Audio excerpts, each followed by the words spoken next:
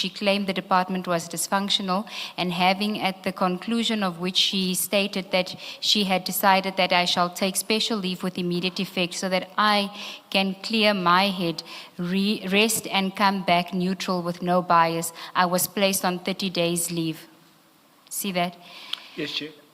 All of this happens just before the 22nd of August. So we've got the 15th of August. He comes with new charges that he's got against Brigadier Mkwanazi. The 17th, that meeting happens. Then it's the anonymous email on the 20th, and the 22nd of August 2023 is the new delegation. Have you had any regard to the fact that these could also have been factors in what motivated the delegation, the new delegation matrix?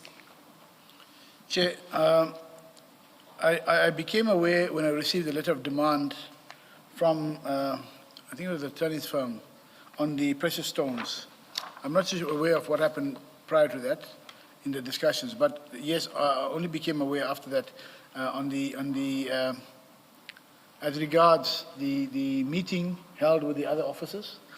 The discussions between, on the special leave and so on, happened between Chief of Police, City Manager, and HOD HR. I accepted it to be arising out of the complaints, which I believe were serious, in the 17th, the meeting of the 17th. So at the meeting, I think it's important that, I mean, it's on record now, so you can go through that. But there were several issues raised, and I understood then, I think it was around the next day or so, that I was called in terms of a service of a letter of leave, special leave. And I understood it to be that he had requested to be placed on leave. He could not have any days leave left, and the only option apart from unpaid leave was a special leave. So that is the only aspect I dealt with it from there.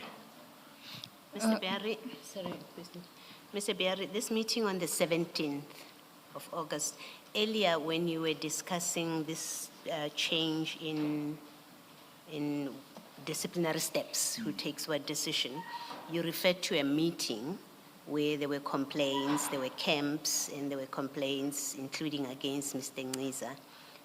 Is this meeting of the 17th of August? Yeah, the 17th of August, there seemed to be a meeting between Chief of Police and City Manager, which I'm not aware of, Chair. But the meeting I'm talking about, there was a meeting 17th where the complaints were coming from EMPD. Yes, my question is about the second, Yeah. the latter. Okay. The meeting where everyone was present, where there were camps. I think that's how you described Yes, it. There were camps, you described it that way. That's a meeting of the 17th of August. 17th, yes. You were present in that meeting? No, I was not. All right, thank you. Thank you, Chair. No further questions from me. Thank you, Ms. Sigel. Mr. Behari, very quickly, can we go to that document that I asked you to look at? It is the transcript of Dr. Mashazi's evidence, the very last page. No, I think I understand now why you called me Mr. Mashazi yesterday, Chair. You seem to be fixated on that. Do you see now? So, Mr. Behari, are you there? Yes, Chair. Because from paragraph 9, maybe just take time and read paragraph 9 to 17. Sorry, Chair, just to quickly the date, the page again? The last page. Oh, okay. So it will be page 110 of 268. Yes, Chair. Are you there? Yes, sir. From paragraph 9, Dr. Yes. Mashazi, start there until where she stops, just before Advocate Sillo. Yes, Chair. Just read it loud, please. Read, the report was fully analyzed by corporate and legal. Hence, I can allow Advocate Kemi to come and talk to the report and also talk to his opinion about the report. And I indicated at the beginning of my response that if I was ill-advised or given an opinion that is not sustainable from the department, can we allow Advocate Kemi to come and speak to the report? That is all I'm asking. Yes. So it's quite clear that she relied on your opinion. On that report that we drafted, or Yes. me? Yes. Yes, on And- both and- aspects. Yeah. And she says if that opinion was wrong and she was ill-advised, you must come and talk to that because she relied on it. Chair, yes, she's my accounting officer, I'm the head of legal. Yeah. If I discuss a report with her, and if it's incorrect, Yeah. in terms of what she says, then of course I must talk. So at least she has a defense. Her defense is, my head of legal said these charges are not sustainable. I relied on that. No, correct, Chair. So it's for the head of legal to now come and defend his opinion. Yes, Chair. Yes. That is the letter of, we were talking about the draft letter. Yes. All right, so, Yeah. And So then finally, sorry, I may have interrupted you. You wanted to say something? no, I'm just saying, Chair, that is what the input with Dr. Mashazi was, was based on the drafted letter from the city of, from us, from the legal department. All right. And to be fair to you, we have a witness that's going to be giving evidence after you, and it's Mr. Shega. You are familiar with her. She was HOD for... Yes, I Yes. am. And she has prepared a statement for the commission. We've had the opportunity to read it. You have not had the opportunity to read it. But there are 3 paragraphs in her statement that concern you. And it's only fair that we let you have regard to them and simply confirm to us whether what she says is accurate or not. I'm actually thinking of giving you the 3 paragraphs for you to look at, and then maybe, Commissioner Kumalo, I did give it to the oh, witness. you yeah. have it there? Thank Yes, he you, does have it. Advocate Seagulls. Paragraph 27.3 and 27.4 on page 9 of Mr. Shega's statement. Please just read those 2 paragraphs and confirm whether what she says is accurate. 27.3, around the month of May 2023, the accounting officer called Chief Mapiyeye, Kolani Niza, HOD, Kemi Bihari, and myself into a meeting. She wanted answers as to why the disciplinary hearing of erstwhile Brigadier Makunazi has not commenced. Mr. Niza provided an explanation, including that the processes were at an advanced stage. The investigation has been concluded. The appointment of the presiding officer and prosecutor is underway, and the charges are to be drafted soon accordingly. So on that paragraph, Chair, I do recall there was concerns around the delays in the process. I can't, specifically recall that exact meeting on that day, but I do recall there were discussions on the delay of the processes. You can't dispute what she says. I can't dispute it, Chair. Thank you. Next paragraph. 27.4, although I cannot recall all the facts at this point, Dr. Mashazi then explained that the disciplinary code agreement talks to 3 months to conclude a disciplinary proceeding and that it has expired. There is no need to extend it. Erstwhile Brigadier Mkonazi was to come to work. Instead, we were to account for why the investigation was not concluded, if not. Do you dispute what is recorded in 27.4? In terms of the meeting, yes, I'm not disputing it, Chair. As I said, I cannot recall to the extent of it, but there was concerns about the delays in the process up to then. So I take it you're not disputing what is No, recorded there. Page 12, paragraph 37. Must I read it as well, Chair? In August 2023, the accounting officer raised the issues relating to how the labor relations cases are handled, especially EMPD cases, including the case of Brigadier Mkonazi, as it was now raised via an anonymous persons or emails. When we were called to account, HR could not fully account for it, especially Mr. Gneza. The accounting officer raised more than the non-management of labor cases by Mr. Gneza and how the issues of charges was managed. In the discussion, it was suggested that HOD Kemi and me be fully involved in the issue of disciplinary process, and the instruction was very clear, hence the new procedure was developed. Do you dispute what is recorded there? No, it actually supplements or adds to what I've been talking about in terms of the report, Chair. All right. Just one thing, you see there it talks about the anonymous emails, and arising from that, you appointed an audit firm, remember, to deal with the leak.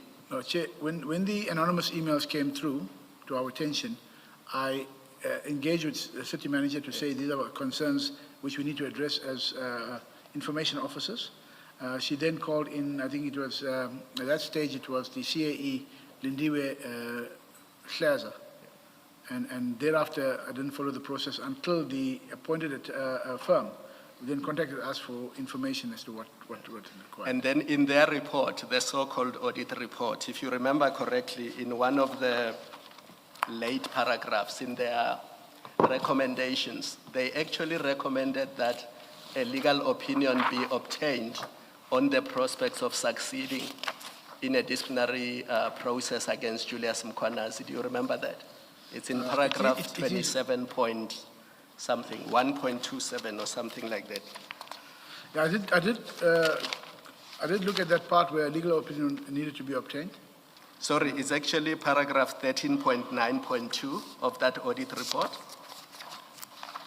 I think you have it in front of you. Yes, first obtain a legal opinion. Just read it, please. Section 13.9.2. First obtain a legal opinion on the city's prospects of success prior to commencing or instituting disciplinary action against Mkhwanazi in light inter alia, those aspects. Yes, did you obtain that legal opinion? No, Chair, No, yes or no, did you obtain it? this I don't believe will be a yes or no answer, Chair. I just want to go back to, this comes from 13.1.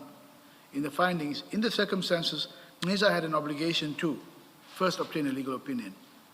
So it was about NISA obtaining the legal opinion, not me, Chair. No, but it's now August. We know that in terms of the new coding, NISA has no authority. There's a recommendation that Ekurhuleni should obtain a legal opinion. Only you can do that at this stage. Chair, in terms of the processing of the forensic reports, there is a process that we take it through. Then only does it come back to us to say, okay, implement these findings or not. So at that stage, Was it implemented either by you or not by NISA? me, not by me. And you know he was suspended, so I don't know why you're saying NISA should have done this. Because he was suspended, he couldn't do this. Chair, if he was, as I say, Chair, there's a process for processing forensic reports. When you go to MPAC, which the internal audit department does, then MPAC comes back and say, okay, deal with these issues. I did not deal with this issue because it was not about, the finding was not against us. It was about not proceeding further, firstly, in terms of what ought to be, and hence the findings were made against NISA. He ought to have done that. It was the finding that was made against him at that stage. I'm done, but I find it strange that NISA, who's the subject of the investigation, because he's one of the suspects, somebody suspects that he's the one who leaked the documents and he's the author of the email, and he's under investigation. Then the report must go to him to implement the very report that investigates him. I just find that very strange. Chair, okay. I'm saying that there was a report. This is a forensic report on the findings of what transpired before. Right. The report is not for NISA to implement at this stage. It is a report of the forensic audit that goes to internal audit department. Internal audit then takes that with a report to MPAC to say this is what the situation is. These are the findings, are the fruitless and wasteful expenditure, where are the irregularities that occurred, and then it goes to MPAC, and then MPAC makes a recommendation on the way forward. So at the time of the finding by the internal audit company or the forensic firm, it means that we found these issues that should have been done before we proceeded to that extent. So that is where, so at that stage, there's no indication to me to deal with that, Chair. I hear you're finding it strange, but that is the process I can describe in terms of processing internal audit reports. Just find out who ordered this report, this investigation, what you call the forensic investigation. Okay, so Chair, arising out of the BX emails, when it came to our attention, I went to city manager, we discussed the issue in terms of our compliance. CM then discussed the matter with the internal audit, chief audit executive, Ms. Lindiwe Hlaza. And thereafter, we know that Mr. Philip Rakhwale, when he started acting, then he processed the matter with the appointment of the firm and engaged further on that. So you didn't appoint the firm? No, Chair.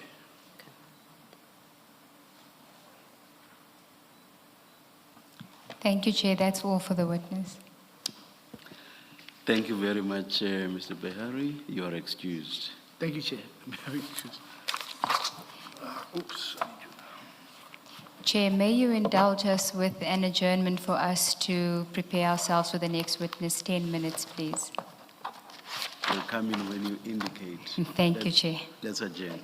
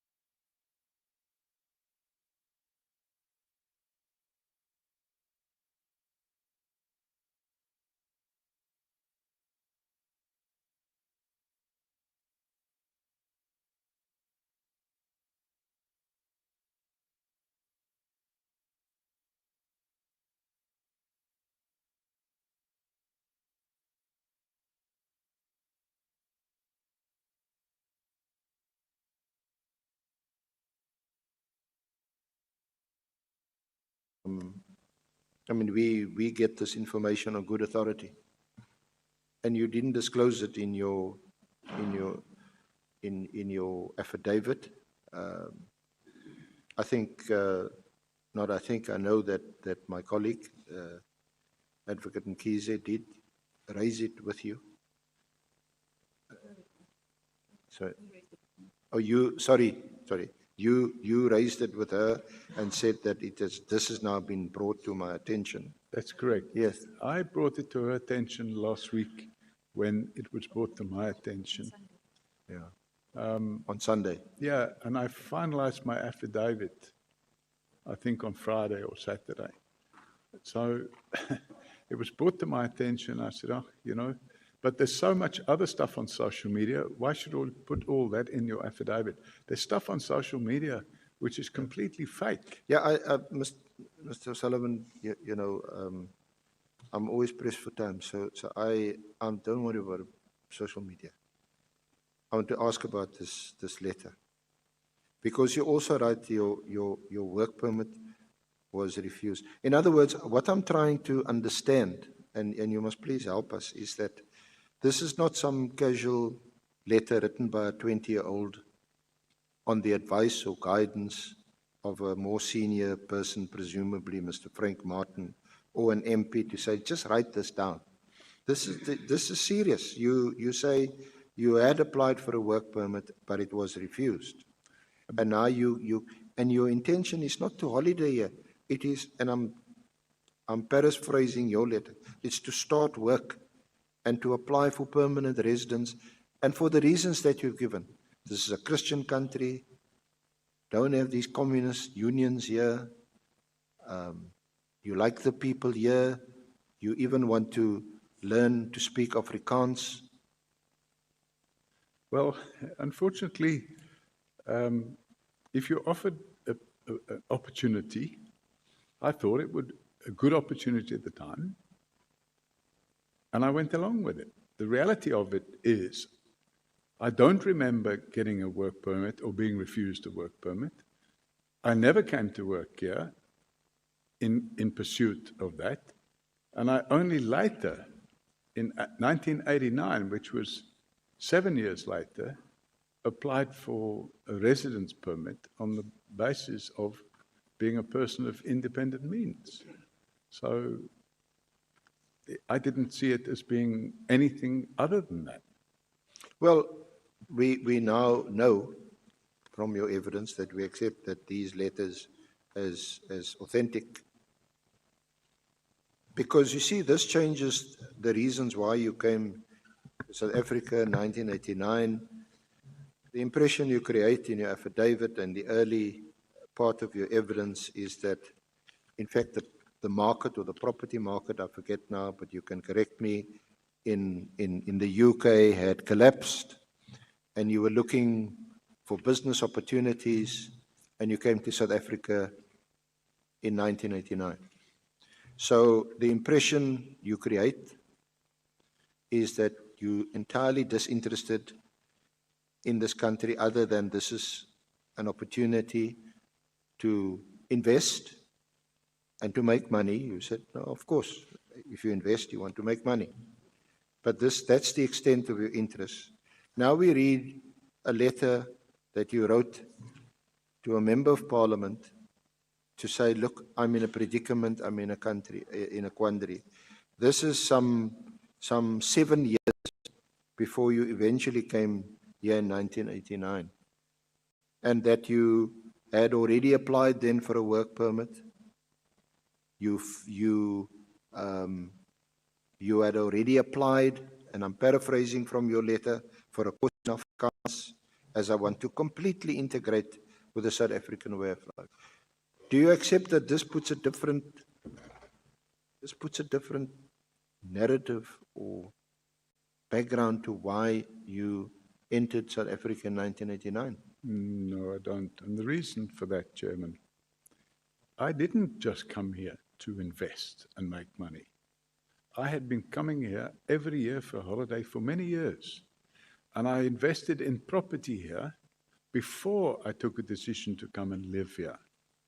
I had already acquired property in 1987, but I didn't apply for permanent residence then. I bought another property in 1988. It was in 1989 that I decided, you know what, I like this country, we must go and live there. And then I applied, and my application was granted. Yes, but let's deal with that. Was in 1989 and after that, because unless again you were told to write this and you didn't really mean it, in other words, it's not true. You say, sir, and I quote from your letter, it would break my heart if I now have to return to the UK. You're actually desperate to stay here because, as you say, you're in a quandary, you're in a predicament. And then you go on to say, I beg you humbly to speak on my behalf to someone in a position to consider me as an immigrant. So in 1982, November, you expressed a desire. You pleaded, you want to stay here as an immigrant. You didn't want to return to the UK or to England. It was probably an exaggeration. The reality of it is, So you exaggerated. in that You letter, wrote some untruths. I wouldn't say it's you untrue. exaggerated. I exaggerated. Can we take Honorable Nomvalo? Yeah, thanks, Chair. No, we just wanted to make a request on record that may the witness, even if it's during lunch or after hours, produce evidence showing that a member of Parliament, Honorable Colleen, posted some defamatory something about him, because we stated on the record that our member has never done that. She has never posted anything on any social media platform. But we request that you provide that proof to us, even if you can provide it after today's session. You can ask for your team, from your team, to look for it now. Can I answer, Chairman? Yes. So, Chairman, I don't have social media. Somebody showed it to me on a phone. And it looked to, I mean, from what I can remember, it showed the person as being Colleen Makubela. And that's why I can't remember if it was on Twitter or TokTik or whatever. I can't remember. It's TikTok. TikTok. Yeah. Somebody showed it to me. And yeah, I can't go back and look for something that I don't have. And the person is from the MKP. And I think I pointed this out earlier, that it appeared to be a person called Colleen or Colin Makubela from the MK party. So yeah, if I can't find that, then I can't find it, but it appeared to me. Yeah. So I'm trying to do the best I can, but I don't have social media. So yeah. Honorable Nomvalo, your question has been responded to. No, unfortunately, Chair, he is not sure of what he's talking about.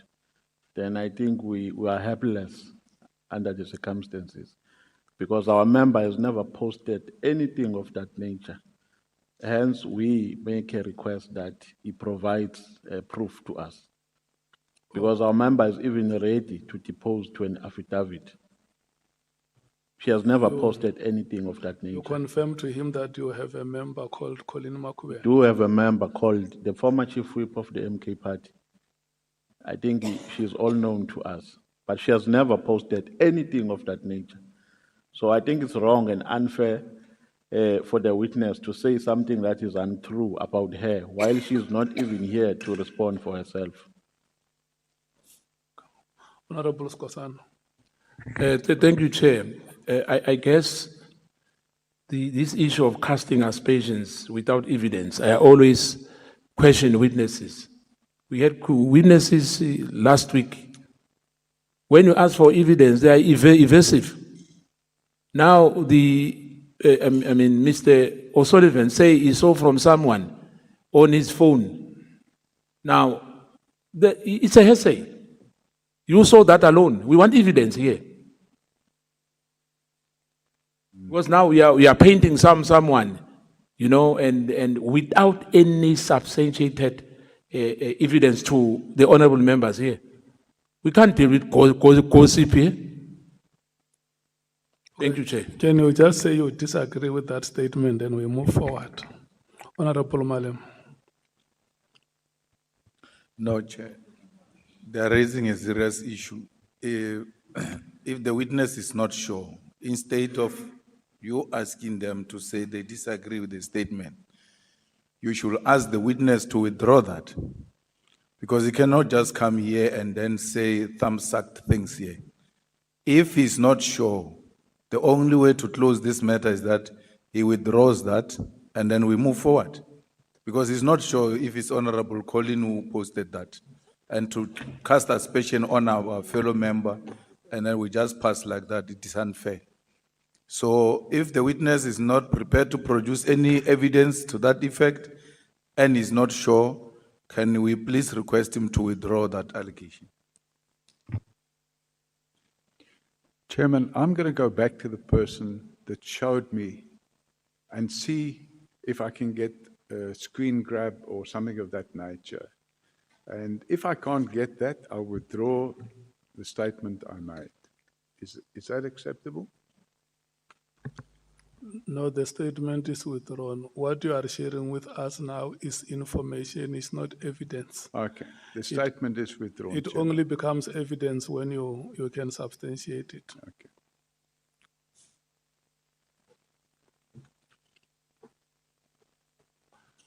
Advocate Arense. Thank you, Honorable Chair.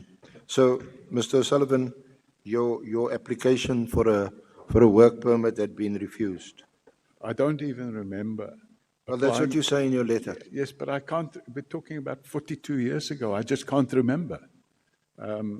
As good and everything as my memory is, I can't remember what happened 42 years ago. And you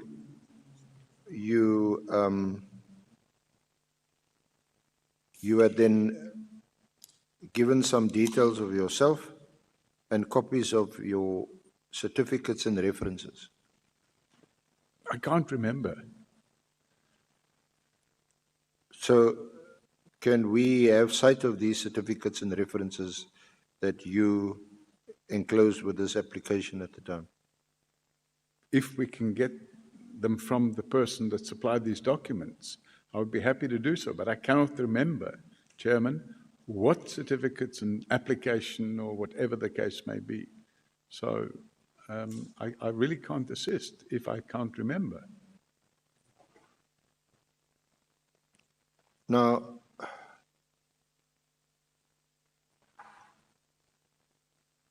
when were you given South African permanent residency? I think it was 1989, November or December or October. It was late 89.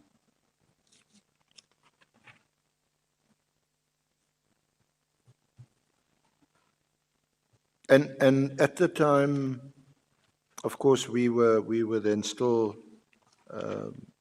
not a democratic country, and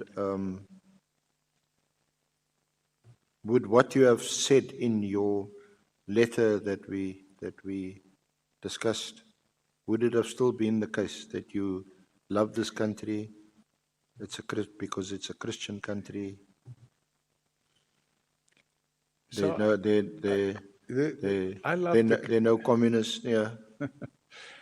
Chairman, I loved the country. In 1989, I loved the country because of the nature of the people in the country. And I had some good friends here, and I liked the weather, and there were business opportunities. Now, I asked you earlier about whether you said you had been to then Rhodesia, but you had no no interaction or connection or association with the Rhodesian police or security forces. Yeah, before we move to Rhodesia, may we take Honorable Ngola. Thank you very much, Chair. Chair, I consider the year that which Mr. O'Sullivan became a citizen very important for the proceedings of this ad hoc committee. It is quite astonishing that he doesn't seem to be remembering anything. Was the SC is trying to bring to his attention a letter where some Mr. Watterson wrote to the Internal Affairs in respect of his application for citizenship in 1982.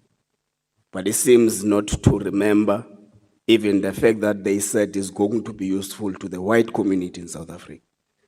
I want to propose, Chair, that can the committee take on its accord write to the Director General of the Department of Home Affairs just for a confirmation of the year at which Mr. O'Sullivan became a citizen of the Republic of South Africa, so that we can be able to draw it closer to where may he perhaps made applications to be permanent. Thank you. Honorable Malema. Yeah, I fully agree with that suggestion, but also we must be given the motivation why he was given that citizenship. We must check if learning Afrikaans was the only criteria which was followed or what. Yeah, remember Honorable Watterson at the time also motivated that he will be of good use to the white community in the Republic. So we will write that letter to check what was the motivation that was made for his acquisition of citizenship and inquire whether the Afrikaans qualification was, how important was that Afrikaans qualification? I'm not seeing any further hands, honorable members. My assumption is that you want us to proceed.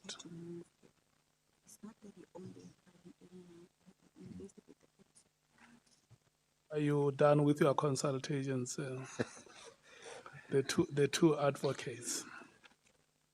You are very quiet today, Advocate Mokhaitz. I miss your voice. She's agreeing with us, Chair. Okay, can we proceed? Mr. O'Sullivan, was Mr. Frank Martin Bureau of State Security operative? No, Chairman. He was a MEC for transport and horse racing in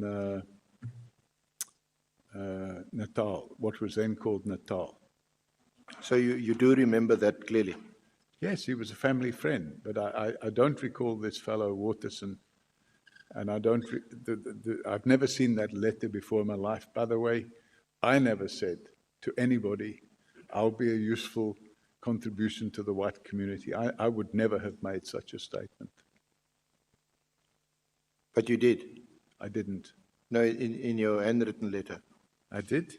I don't recall having said that.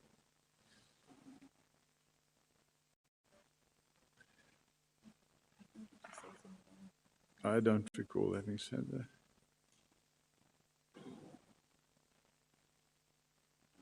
You certainly mentioned that you want to learn to speak Afrikaans.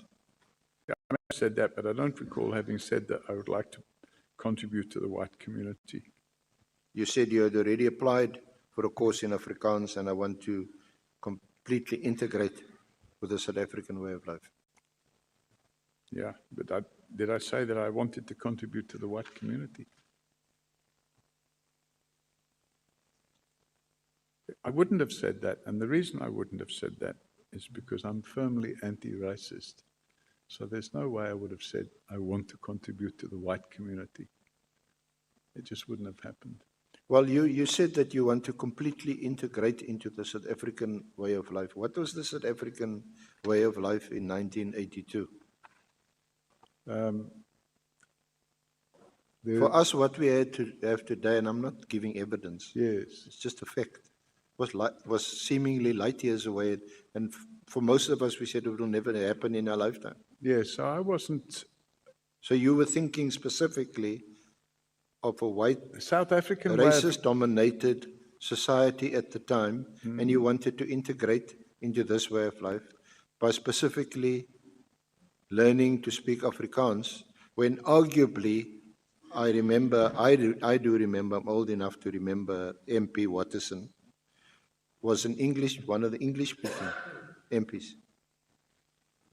So, in my view, the South African way of life in those days was nice weather, outside activities, boating, swimming, sports.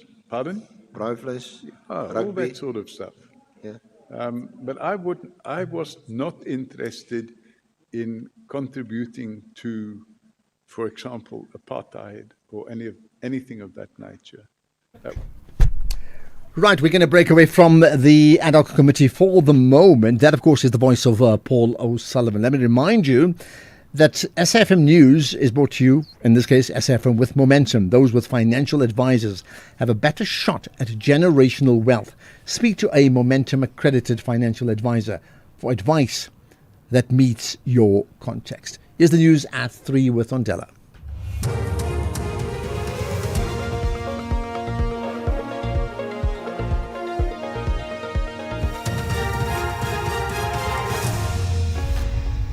Thank you, Ashraf. On the top stories, report indicates no progress in combating corruption in South Africa, and O'Sullivan refuses to discuss issues from before 1990. For SFM News, I am Ondela Mbana, and a very good afternoon. Anti-corruption movement Transparency International says South Africa has made no progress in combating corruption in the past 3 years. The movement's 2025 Corruption Perceptions Index released today found worsening corruption and a decline in leadership globally, with South Africa stagnating with a score of 41. This is the same as last year, with the score still below the global average of 42. The index measures levels of public sector corruption in 182 countries and territories on a scale of 0, indicating highly corrupt to 100, which is very clean. Private investigator Paul O'Sullivan, who is appearing before Parliament's ad hoc committee, has met substantial opposition from MPs by saying he refuses to discuss certain issues stemming from before 1990. The committee is probing allegations of criminal infiltration, corruption and political interference in the criminal justice system. O'Sullivan has told MPs that he will not answer questions related to his businesses and anything related to his family, but MPs objected, saying all relevant questions must be answered. Committee Chairperson Soviet Likhanyane. What we will not allow here is for you to prescribe what you should be asked and what you should not be asked. At that stage, when those questions are put to you, I want you and all of us to proceed with the same understanding that questions are going to be asked here. Madlanga Inquiry Commissioner Sesi Baloyi has put to Advocate Kemi Behari that there is no basis to his comments that Vusimuzi Ketmatlala sustained a loss in assets when he donated his vehicles to the city of Ekurhuleni. Behari told the Commission that the vehicles donated by Matlala to the city were sent back to him. This is despite evidence presented before the Commission demonstrating that the vehicles were never handed over to municipality. Commissioner Baloyi put it to Behari that Matlala always had control of these vehicles. The city is the one that stood to benefit, particularly considering that EMPD had a shortage of vehicles and there seemed to be no effort from the Chief of Police and senior management to address this. The purpose of the vehicle registration was to increase the number of vehicles to be used by the EMPD. There's no facts for you to say that. There was no facts whatsoever, not from the documents, not from anything. that Brigadier Mkhwanazi said. Some of the young people in Khayelitsha Township in Cape Town say President Cyril Ramaphosa must prioritize youth unemployment in his State of the Nation address at the City Hall this Thursday. Hundreds of young people